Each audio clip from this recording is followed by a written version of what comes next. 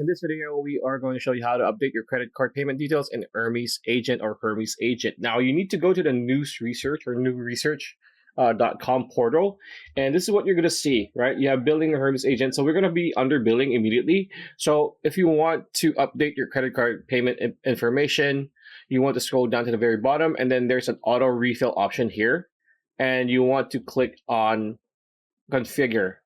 This pop-up will appear. Now, this pop-up, it says here, change payment method, right? So click this, and then you're just gonna pretty much update your credit card information, crypto bank, etc. here.